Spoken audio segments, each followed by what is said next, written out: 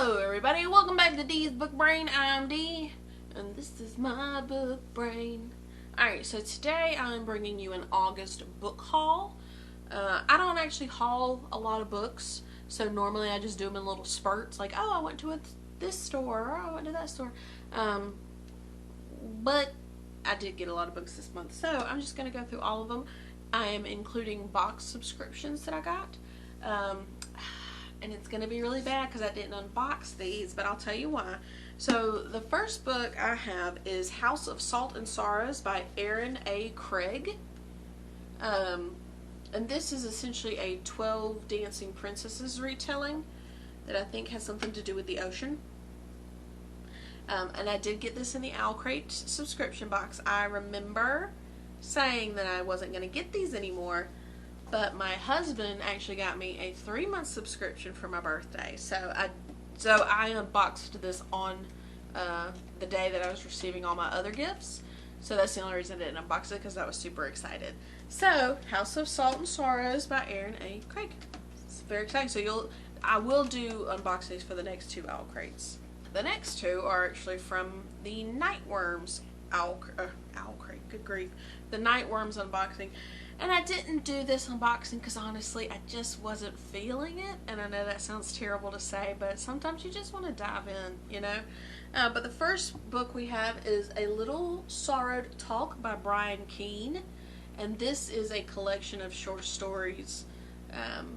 I believe this collection already exists, but not in this edition. So the whole point of this particular Nightworms release is that these are published by Thunderstorm Books, and they do invite-only publications of certain authors and books.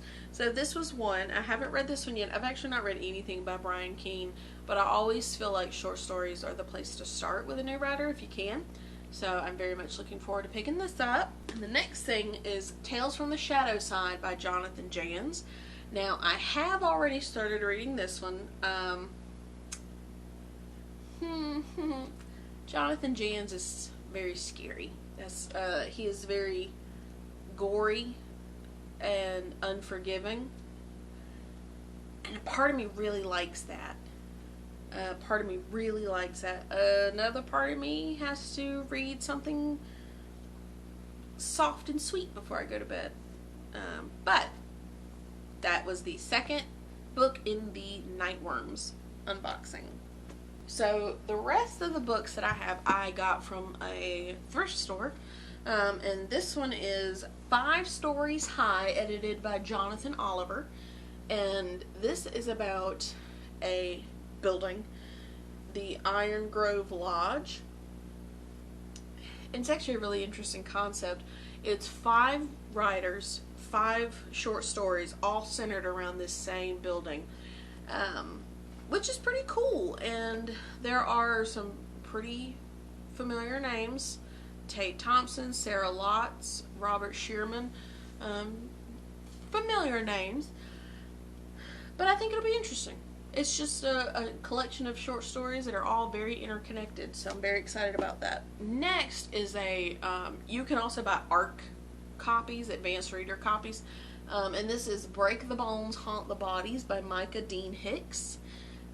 This one was weird, but I got this suggestion from Books in the Freezer podcast, and pretty much anything they suggest, I'm going to go for it. But it's this town where everyone is haunted by a ghost, so like they share their body with a ghost, and so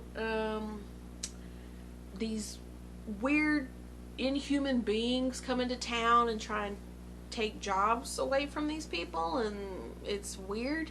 Yeah, it sounds super strange, but it was suggested by people I trust, and that's Break the Bodies, Haunt the Bones. I think it'll be interesting, if nothing else. This next one is one I'm actually very excited about. It's I Owe You One by Sophie Kinsella. I love Sophie Kinsella. She is one of the few people I've ever seen do romantic comedy correctly. If you've not read anything by her, The Undomestic Goddess is like my favorite, and of course she's the shopaholic writer, so you definitely know her from that. I'm not sure what this is about. From what I understand, it's about two people who meet and they continuously owe each other favors. I don't know, but it's Sophie Kinsella, and they had it on sale, so of course I was going to buy it. I owe you one. Super excited. The next book I have is The Girl in 6E by A.R. Torr. This one I've been seeing around for many a moons, and this is about a girl, I believe she's a webcam girl, and she does not leave her apartment. And the reason she doesn't leave her apartment is because she feels like if she does, she is likely to kill someone. So I think what gets the story rolling is that she in fact does have to leave her apartment one day. So The Girl in 6E, we'll figure out what that's all about. Alright, and these last books, it is what it is, but I am a romance junkie, and at my heart it's horror or romance, very little in between. So I got the first 3 in the Immortals After Dark trilogy, or series. I think it's like an 18-book series at this point. But the first one is A Hunger Like No Other.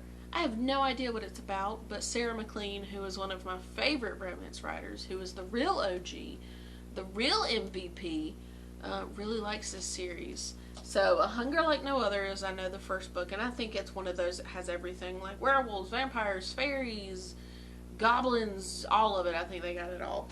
And I don't actually know which one is next, but we have No Rest for the Wicked and Wicked Deeds on a Winter's Night. So if nothing else, I got the first 3, and if these, I read the Sookie Stackhouse books like one a day when those were coming out. Like, I was obsessed with those, so I figured these will be a pretty quick read. That's the only reason I got the first 3. My other cat is wanting to get in on my don't worry about it. She's wanting to get in on my spotlight. So if you see my light dim, it's her.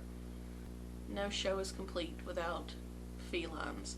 Anyway, so those are all the books that I acquired in the month of August. Hopefully I'll read some. Usually I have a really bad habit of holding on to a book for like 6 months to a year before I read it. I have no idea why I'm like this. I wish I could stop, but it is what it is. But yeah, if I read any of these in the next couple of months, you will be the first to know. Alright, so that's it for me. Tell me if you like the video. If you don't like the video, that's okay too, but I hope you do like it. So yeah, I can't stop. I'm not looking at the camera. I'm looking at my cat.